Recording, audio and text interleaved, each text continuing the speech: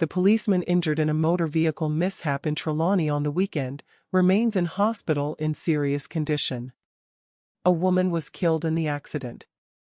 The newsroom was informed that the police sergeant, who sustained major head injuries, remains unresponsive.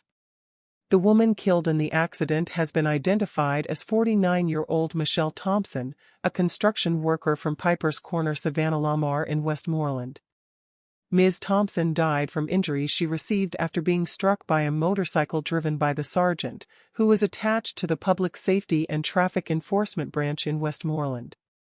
It's reported that about 7 p.m. Saturday, Ms. Thompson was on Flamingo Beach Road in Falmouth when she allegedly ran into the path of a police motorcycle driven by the sergeant. Both sustained severe injuries. They were rushed to hospital, where Ms. Thompson was pronounced dead and the policeman admitted. A pregnant woman was shot dead at her home in Little London, Westmoreland on Sunday. She has been identified as 32-year-old Lakia Grant, a chef of the New Hope community. According to the police report, Ms. Grant was 7 months pregnant and the mother to 3 children. It's reported that about 4 p.m., the woman was at home with her children when 2 masked men armed with handguns drove up on a motorcycle and engaged her in a brief conversation. The men opened fire, hitting Ms. Grant several times. The gunman escaped on the motorcycle. The police were called and the wounded woman transported to hospital, where she was pronounced dead. The life of 29-year-old Janoy Cooper was cut short when he died from injuries sustained in a motor vehicle collision in St. Catherine yesterday. Reports say that about 10 a.m., Cooper, who was from the Johnson Penn area, was riding his motorbike along Walks Road. Upon reaching the vicinity of the AML service station, Cooper allegedly overtook a line of traffic and ended up on the opposite side of the road. This led to him colliding with a Nissan Wing Road motorcar traveling in the opposite direction. He sustained injuries and was transported to the Spanish Town Hospital, where he died. The Spanish Town Traffic Department is probing the matter. Residents of Orangefield in St. Catherine have joined the ranks of those with access to potable water following the commissioning of a pipe in their community on Friday. The $10.8 million project is part of the larger Jericho Water Improvement System. Spearheaded by the National Water Commission, the project is set to benefit over 220 households, of which only 20% are now in the NWC database. Acknowledging that the issue of little to no water in the past would have discouraged regularization, the minister with responsibility for water, along with the NWC president, say this should no longer be the case. And so now we have put in the work, we have improved the service, and it is really a part of our commitment to the overall building of the nation, to ensure that our water sector is resilient and that it is sustainable. We do thank you for your patience, and we do hope that you have signed up and that you continue to sign up and that you faithfully honor your bills when you get the first set of bills, because the Water Commission has invested in your comfort, in your standard of living, in your land value and in your future. More than 2,819 hectares of crops that were damaged by Hurricane Beryl and Tropical Storm Raphael have been restored. Minister of Agriculture, Fisheries and Mining, Floyd Green, gave the update during his ministry's quarterly press briefing last week. He revealed that approximately $182 million was spent procuring almost 28,000 units of assorted seeds, which were distributed to farmers across Manchester, Clarendon, St. Elizabeth, Westmoreland, Trelawney, St. Catherine and St. Anne. Focus was placed on crops such as cabbage, lettuce, sweet pepper, watermelon, tomato and others.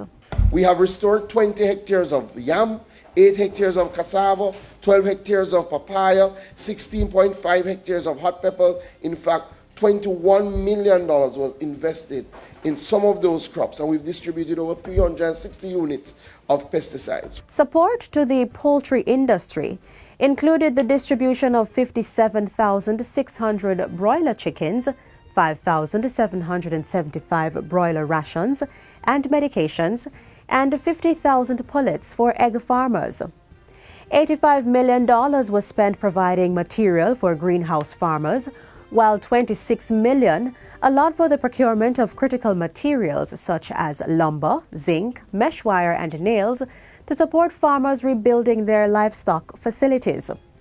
Minister Green says that as of December 16, more than 24,860 farmers have received direct benefits in the form of seeds, fertilizers, and technical support to rebuild their farms and livelihoods. An additional 6,000 beneficiaries have come through JACRA, the Banana Board, and the National Fisheries Authority. Therefore, over 30,000 farmers and fishers have received some benefit as a part of our Hurricane Beryl recovery effort.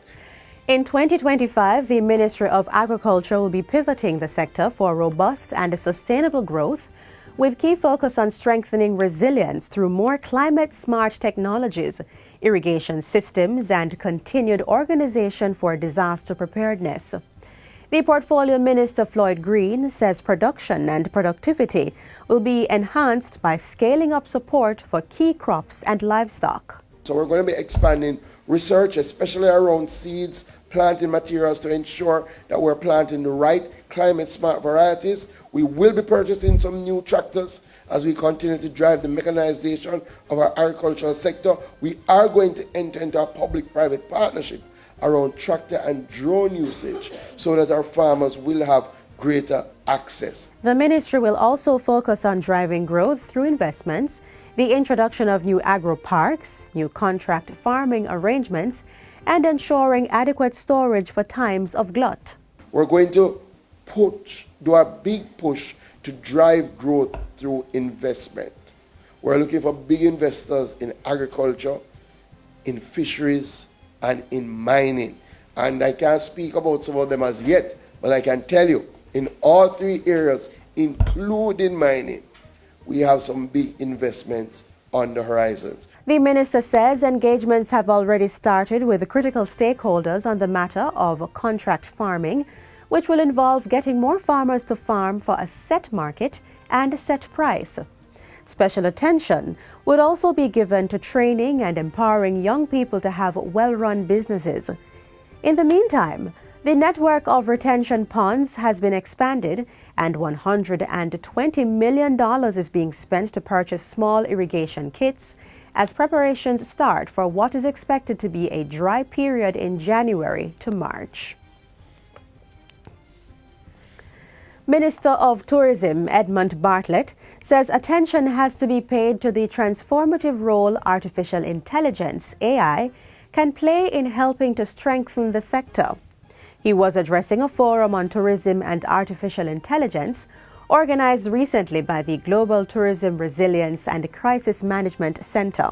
My thinking has been, how do we help to broaden the perspective of analysis and enable for innovation to flow? And all of these think tanks that we've been doing and establishing the Global Resilience and Crisis Management Center, it's not about just putting up institutional framework around. It's to provide opportunities for new and exciting knowledge, engagements, and information to flow, and ideas to be generated, and more importantly, to be converted into material goods and services with a value and a price. Co-founder of the center, Dr. Lloyd Waller, argues that despite the negative perception surrounding AI and technology generally, there is an upside being ignored. The interesting thing about it, whether it was the tractors or the radios with telecommunications or even the ICT for development in the last, in the late 1990s, early 2000s, yes, jobs were lost, but yes, more so, more jobs were created. And I don't think people look at how these technologies and these tools facilitate this growth in new jobs and in a new market and new persons starting to see how technology can be used to transform lives. And finally, Director of Public Prosecutions, Paula Llewellyn, is expected to resume her duties after the Court of Appeal overturned the Constitutional Review Court's decision on legislation that extended the DPP's age of retirement. The legislation was challenged in the case of Philip Paulwell and Peter Bunting versus the Attorney General, with the initial ruling in favor of the petitioner. But on Friday, that decision was overturned, and a statement from the Ministry of Justice says the new ruling declares the legislation that increased the age of retirement for the DPP and Auditor General from 60 to 65 as valid and consistent with what was done for other members of the public sector.